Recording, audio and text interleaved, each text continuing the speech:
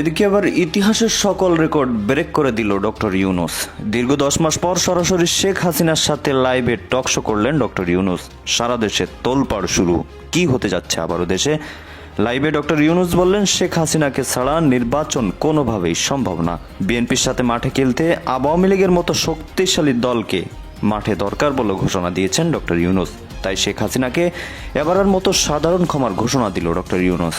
আমরা পেয়েছি সাবেক বাংলাদেশের প্রধানমন্ত্রী শেখ হাসিনা। আপনাকে স্বাগত জানাই, আপনি আমাদেরকে সময় দিয়েছেন, এসেছেন আমাদের কাছে। আমাদের সাথে আরো থাকছেন ডক্টর মোহাম্মদ ইউনূস। ডক্টর মোহাম্মদ ইউনূস, আপনাকে আমাদের অনুষ্ঠানে স্বাগত জানাই। সেন্ট মার্টিনের ভাগ্যে কি হয়েছে, ওটা কি বাংলাদেশের আছে না নাই, সে জবাবটা আমি ইউনূসের কাছে চাই। সম্মানিত দর্শক মণ্ডলী, রাজনৈতিক অঙ্গনের চলমান পরিস্থিতি নিয়ে আজকের ভিডিওতে খুবই ইম্পর্টেন্ট আপডেট কিছু নিউজ আপনাদের সাথে আমি শেয়ার করতে যাচ্ছি। তাই আজকের এই ভিডিওটি সব মিলিয়ে অত্যন্ত গুরুত্বপূর্ণ হতে যাচ্ছে। 1 সেকেন্ড না টেনে ধৈর্য সহকারে পুরো ভিডিওটি দেখার জন্য আহ্বান করছি। আর একটি ছোট্ট রিকোয়েস্ট করছি, তাহলে যদি আপনি আমাদের এই চ্যানেল নতুন দর্শক হয়ে থাকেন, অবশ্যই আমাদের এই চ্যানেলটি সাবস্ক্রাইব করে একটি লাইক দিয়ে পাশে থাকা বেল বাটনটি অন করে দিবেন। তাই আর কথা নয়, চলুন সরাসরি আমরা ভিডিওতে চলে যাই। আচ্ছা, আমাকে স্বৈরাচার বলা হয়, আমি নাকি গণহত্যা করছি, আমি নাকি মানব অধিকার লঙ্ঘন করছি, কিন্তু ইউনূস কি করছে? খুবই গুরুত্বপূর্ণ একটা তথ্য দর্শক। 10 মাস পর গোপনে ডক্টর ইউনূস শেখ হাসিনার সাথে বৈঠক করেছে। খুবই গুরুত্বপূর্ণ, তাই জানিয়ে দিলাম। প্রধানমন্ত্রী শেখ হাসিনা, আপনাকে স্বাগত জানাই, আপনি আমাদেরকে সময় দিয়েছেন, এসেছেন আমাদের কাছে। আমাদের সাথে আরো থাকছেন ডক্টর মোহাম্মদ ইউনূস। ডক্টর মোহাম্মদ ইউনূস, আপনাকে আমাদের অনুষ্ঠানে স্বাগত জানাই। সেন্ট মার্টিনের ভাগ্যে কি হয়েছে, ওটা কি বাংলাদেশের আছে না নাই, সে জবাবটা আমি ইউনূসের কাছে চাই।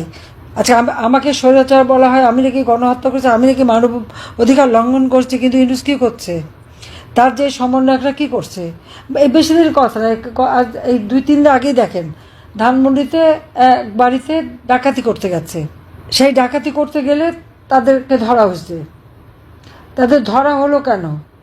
সেই জন্য ইউনূসের যে এক দল তৈরি করেছে কি এনসিপি, সেই দলের এক নেতা কি হান্নান মাসুদ, সে যে মুচলেখা দিয়ে সেই ডাকাতদের ছাড়িয়ে এনেছে। তারপরে খুনি ডাকাত যত চোরটা যা কিছু এই তাই নিয়ে তার রাজত্ব। এবং জুলাই 15 তারিখ থেকে যে হারে গণহারে পুলিশ হত্যা করা হয়েছে, আওয়ামী লীগের নেতাকর্মী হত্যা করা হয়েছে, সাংবাদিক হত্যা করেছে, পেশাজীবী হত্যা করেছে, তার কোনো বিচার হবে না। ইন্ডেমনিটি দেওয়া হয়েছে। কেন দেওয়া হবে ইন্ডেমনিটি?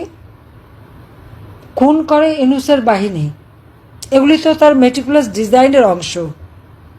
তারা এভাবে নির্বিচারে হত্যাকাণ্ড, অগ্নিসংযোগ, সমস্ত কিছু ধ্বংস করা শুরু করলো, আগুন দিয়ে দিয়ে পোড়াতে শুরু করলো। বাংলাদেশ আওয়ামী লীগের কোনো একটা নেতা কর্মীর ঘর বাড়ি নাই, ব্যবসা প্রতিষ্ঠান নাই, জ্বালিয়ে পুড়ে ছারখার করে দিচ্ছে, নিঃস্ব করে দিচ্ছে আমাদের এক একটা নেতাকর্মীকে। অস্ত্র অর্থ ছড়িয়ে যারা এই ক্ষমতা দখল করলো, সেই ডক্টর ইউনূস ক্ষমতা দখল করেই তারা কি করেছে, এই 8টা মাসে মানুষকে কি দিতে পেরেছে দেখলাম। খুব লম্বা গলায় তাদের লোক বলছে ঋণ পরিশোধ করেছে। ঋণ পরিশোধ তো একটা নিয়মিত ব্যাপার। বাংলাদেশ তো কোনোদিন ডিফল্টার হয়নি, বাংলাদেশ নিয়মিত ঋণ পরিশোধ করত। আমাদের জিডিপির মাত্র 37% আমাদের ঋণ ছিল। খুব লম্বা গলায় বললেন এত হাজার টাকা, এত মিলিয়ন ডলার নাকি পরিশোধ করেছে। পরিশোধ করেছে, টাকাটা পেয়েছে কোথায়? ওটা পরিশোধের জন্য তো টাকা বাজেটে ধরাই ছিল। কিন্তু আমার প্রশ্ন হচ্ছে যে এই 8 মাস তো 1 পয়সাও দেয়নি, তাই সেটা জমে গেছে না? তো বাজেটের টাকা কোথায় গেল? কি করলো সে টাকা? বয়স্ক ভাতা, বিধবা ভাতা থেকে শুরু করে 116টা সামাজিক নিরাপত্তা কর্মসূচি বন্ধ।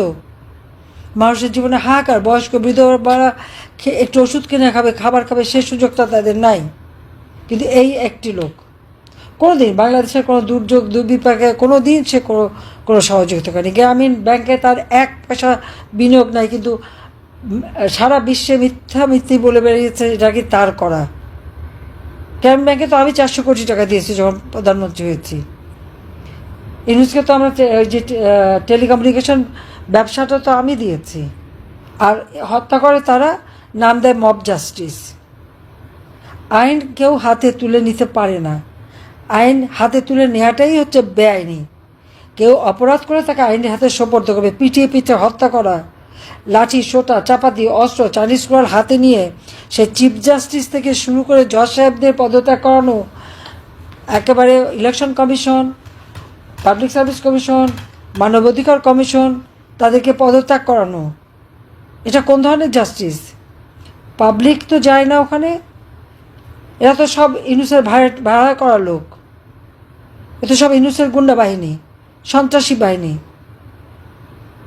আমরা জঙ্গিবাদ দমন করেছিলাম, হলরি আর্টিজানে 29 জন মানুষ মারা যায়, যারা জীবন্ত আমরা তাদেরকে উদ্ধার করি, তারপর এদের বিচার হয়, তাদের শাস্তি দিয়েছি। অথচ ডক্টর ইউনূস ক্ষমতায় আসলেন, সব জঙ্গি এবং সন্ত্রাসী যাদেরকে গ্রেপ্তার করেছিলাম, বাংলাদেশকে জঙ্গিমুক্ত করেছিলাম, সবাইকে ছেড়ে দিল। মনে হয় যেন জঙ্গিমুক্ত করাটাই আমার একটা অপরাধ, আর সেই জন্য আমি এখন মানবাধিকার লঙ্ঘনকারী, আমি এখন আমার সারা বিশ্বব্যাপী আমার বিরুদ্ধে বলে বেড়াচ্ছে। কিন্তু কারো চোখ নাই, দেখে না, কান নাই, শোনে না। মব জাস্টিসের নামে আর যেভাবে এই ধরনের মানুষ হত্যা করা, আর যে কেউ বাড়িতে ঢুকে যেতে পারে, গিয়েই সেখানে মারপিট, লুটপাট এবং অগ্নিসংযোগ, মানুষের জীবন নিয়ে, মানুষের মান সম্মান নিয়ে একটা নোংরা খেলায় নেমে গেছে এই সুদখোর খুনি। ওর তো লজ্জা শরম নেই, তার তো কোনো আইন মানা নিয়ম নাই। গ্রামীণ ব্যাংকের এমডি পদ। সম্মানিত দর্শক মণ্ডলী, এই আধুনিক যুগে এসে যখন মানুষ এডিটিংয়ের মাধ্যমে বিভিন্ন প্রকার ভিডিও বানায় তখন বড়ই হাসি পায়। সম্প্রতি ডক্টর মোহাম্মদ ইউনূসের সাথে সাবেক ফ্যাসিবাদ প্রধানমন্ত্রী লেডি ফেরাউন শেখ হাসিনার একটি লাইভ টকশো প্রচার করেছে আওয়ামী লীগের কিছু দোসররা। কিন্তু তারা এই সমস্ত মিথ্যা খবর প্রচার করে কি বোঝাতে চাচ্ছে? মূলত তাদের এই সমস্ত মিথ্যা প্রচারে কোনোই লাভ হবে না। তারা যতই মিথ্যা ভয়েস কল ফাঁস করুক বা মিথ্যা ভিডিও প্রকাশ করুক না কেন, মানুষ, বাংলাদেশের নাগরিক এখন এতটা বোকা নয়, তারা সচেতন হয়ে উঠেছে। তারা বোঝে কোনটা এআই দিয়ে করা আর কোনটা রিয়েল। সুতরাং মানুষকে বোকা বানানোর চেষ্টা 16টা বছর আপনারা করলেও এখন আর সেটা পারবেন না। বাংলাদেশের মানুষ এখন বৈপ্লবিক চেতনা নিয়ে, তারা জাগরুক চেতনা নিয়ে, তারা উজ্জীবিত হৃদয় নিয়ে তারা এখন থাকে। তাদেরকে মিথ্যা প্রলোভন দেখিয়ে, মিথ্যার বিভিন্ন প্রকার কর্মকাণ্ড ও বিভিন্ন প্রকার ভিডিও দেখিয়ে তাদেরকে এখন আর বোকা বানানো সম্ভব নয়। বরং আপনি দিন গুনুন যে কবে আপনাকে ধরে এনে জনগণের সামনে শাস্তির মুখোমুখি করা হবে। যতই আপনারা মিথ্যা খবর প্রচার করুন না কেন যে ডক্টর মোহাম্মদ ইউনূস আপনাদেরকে সাধারণ ক্ষমার ঘোষণা দিয়েছেন, আপনাদের ছাড়া নির্বাচন সম্ভব নয়, এই সমস্ত মিথ্যা কথা এখন আর ধোপে টিকবে না, কোনোই কাজে আসবে না। কেননা জনগণ আপনাদেরকে প্রত্যাখ্যান করেছে। যে জনগণ একবার যে দলকে প্রত্যাখ্যান করেছে, সে দল ক্ষমতায় আসা এতটা সহজ নয়। সুতরাং সাবধান হন।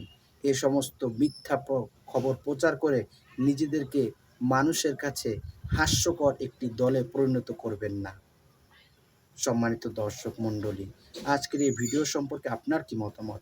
অবশ্যই আপনার সেই মূল্যবান মতটি আমাদের কমেন্টস বক্সে জানাবেন।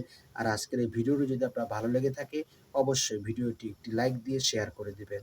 আজ এ পর্যন্তই। সকলেই ভালো থাকবেন, সুস্থ থাকবেন, নিরাপদ থাকবেন, এই আশা ব্যক্ত করে আজকের ভিডিও এখানেই শেষ করছি। আমিন। ওয়া আখিরু দাওয়ানা আলহামদুলিল্লাহি রাব্বিল আলামিন। আসসালামু আলাইকুম ওয়া রাহমাতুল্লাহি ওয়া বারাকাতুহু।